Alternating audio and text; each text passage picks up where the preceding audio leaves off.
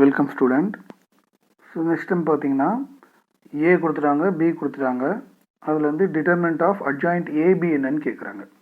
சரி, இது எப்படி கண்டுபிடிக்க போகிறோன்னா, ஏ வந்து கொடுத்துருக்காங்க. ஏ என்ன கொடுத்துருக்காங்க? 2015. ஓகே, அதுலேருந்து அட்ஜாயிண்ட் என்னது? அட்ஜாயிண்ட் என்ன? அது இடத்த மாற்றணும். 5 2 இதில் சைனை மாற்றணும். 1 வந்து -1 ஆகிடும். 0க்கு மைனஸ் போட தேவையில்லை. அதனால் இதுதான் அட்ஜாயிண்ட் ஏ. சரி, பி என்ன கொடுத்துருக்காங்க? 1420. அப்போ அதுலேருந்து அட்ஜாயிண்ட் பி என்னது? அட்ஜாயிண்ட் பி வந்து இது மேலே 0 போய்டும், இங்கே 1 வந்துடும். இதில் -2 -4. ஓகே, இது அட்ஜாயிண்ட் பி. பட் அவங்க கேட்குறது வந்து அட்ஜாயிண்ட் ஆஃப் ஏபி கேட்குறாங்க. ப்ராப்பர்ட்டி என்னென்னா, அட்ஜாயிண்ட் ஆஃப் ஏபின்றது என்னென்னா, அட்ஜாயிண்ட் ஆக்சுவலாக டிட்டர்மினன்ட் கேட்குறாங்க. Determinant of adjoint AB.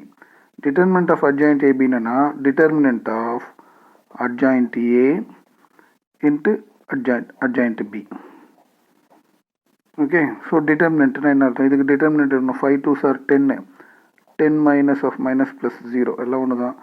Into determinant அப்படின்னா 0 minus 8.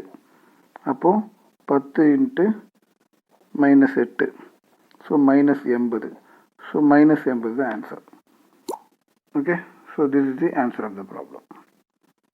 -80 என்பது எத்தனாவது ஆப்ஷன்? இதில் -80ன்றது second option. So second option தான் இந்த சம்மோட ஆன்சர்.